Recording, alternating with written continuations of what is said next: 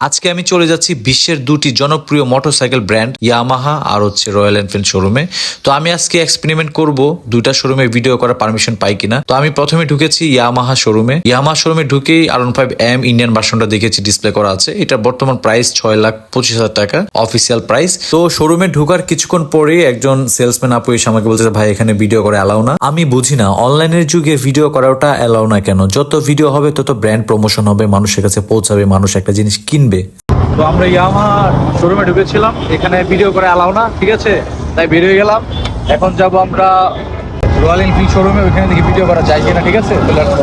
তো এই মুহূর্তে আমি আছি রয়্যাল এনফিল্ড শোরুমের সামনে, আর আমি এখন শোরুমের ভিতরে ঢুকবো আর দেখবো এই রয়্যাল এনফিল্ডের কি কি কালেকশন গুলো আছে। যদিও সবাই জানেন রয়্যাল এনফিল্ডের কি কি বাইক গুলো এসেছিল বাংলাদেশে, তো আমার কাছে প্রথমে যেটা পড়েছে সেটা হচ্ছে রয়্যাল এনফিল্ড ক্লাসিক 350 বাইকটি। তো আপনারা সবাই কিন্তু এই বাইকটা ভালো কিনেছেন এবং কি জানেন। তো আমি প্রথম ঢুকেছি রয়্যাল এনফিল্ড শোরুমে, ঢুকার পরে কিন্তু এখন পর্যন্ত কেউ আসেনি নিষেধ করার জন্য যে ভিডিও করা যাবে না। তো আমি যতটুকু পেরেছি ভিডিও করতেছি। তো যে বাইকগুলো আসছিল কালেকশন গুলো আমি দেখতেছিলাম। তো একজন আমাকে বললো ভাইয়া সমস্যা নেই, ভিডিও করেন, প্রবলেম নাই। তো ভিডিও করার পারমিশন পাওয়ার পর আমি আর কনফিডেন্সটা বেড়ে গেল। এখানে তাদের 1901 সালের যে ইতিহাসগুলো ছিল সেগুলো এখানে ফ্রেমিং বন্দি করে রেখেছিল। তারপর আমি তাদের দুই তলায় চলে যাই, দুই তলায় গিয়ে আরো কালেকশন গুলো দেখতে চেয়েছিলাম। তো মোটামুটি ভাবে তাদের শোরুমটা অনেক সুন্দর ছিল, ভালো লাগছিল। তো ঢোকার পরেই তো আমি অবাক হয়ে গেলাম যে এখানেও কিছু বাইক ডিসপ্লে করা আছে।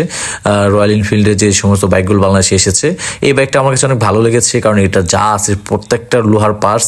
আর আমি বসে নিচ্ছিলাম, কেমন দেখাচ্ছে আমাকে একটু জানাবেন, যদি ভালো লাগে এটা কিনে ফেলবো। তো এইটার মধ্যে সবগুলো লোহার পার্টস গুলো, এত হেভি পার্টস, বাবা আমার তো মাথা নষ্ট হয়েছে দেখা। এটা হচ্ছে আরেকটা গ্রাফিক্স রয়্যাল এনফিল্ডের।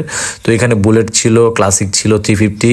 তো এই বাইকটা অনেকেই পছন্দ করেন, এই কালারটা অনেক সুন্দর। তো এখানে রয়্যাল এনফিল্ডের অনেকগুলো পার্টস ছিল, সিট, তারপর হচ্ছে বাম্পার, আরো অ্যাক্সেসরিজ আইটেমগুলো এখানে তারা ডিসপ্লে করে রেখেছিল। তো আর কিছু কালেকশন এখানে ছিল, যেমন হচ্ছে গ্লাভস, তারপর হচ্ছে ক্যাপ। আমি ক্যাপগুলো পরে দেখতেছিলাম কোনটা আমাকে ভালো লাগে।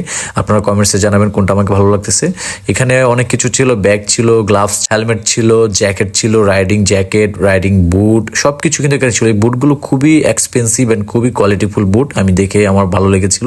আর প্রাইসও কিন্তু অনেক হাই, প্রায় 20 থেকে 15,000 টাকা একটা বুটের দাম। তো এখানে আবার জ্যাকেটগুলো ছিল, হেলমেটগুলো ছিল। তো আমার কাছে ভালো লেগেছে, এখানে আপনি বসে আরাম করতে পারবেন, বিশ্রামের জন্য ব্যবস্থা করা আছে। এখানে একটা বাইক আমার কাছে ভালো লেগেছে, এটা হচ্ছে ট্যুরে, যারা বিশেষ করে ট্যুরের ব্লগ টক করেন, ঢাকার বাইরে রাইড করতে চান, তাদের জন্য এই বাইকটা অনেক হেভি। এটা এখনো সেলের জন্য আনা হয়নি, এটা ডিসপ্লে করা আছে, নেক্সট এটা আসবে ইনশাল্লাহ, ঠিক আছে। তো আমার মনে একটাই কষ্ট লাগলো, আমি একজন ইয়ামাহা ইউজার, আমার কিন্তু R15M বাইকটা আছে ইয়ামাহা ব্র্যান্ডের, কিন্তু ইয়ামাহা ব্র্যান্ডের বাইক ইউজ করার পর আমি ইয়ামাহা শোরুমে ভিডিও করতে পারিনি, পারমিশন পাইনি।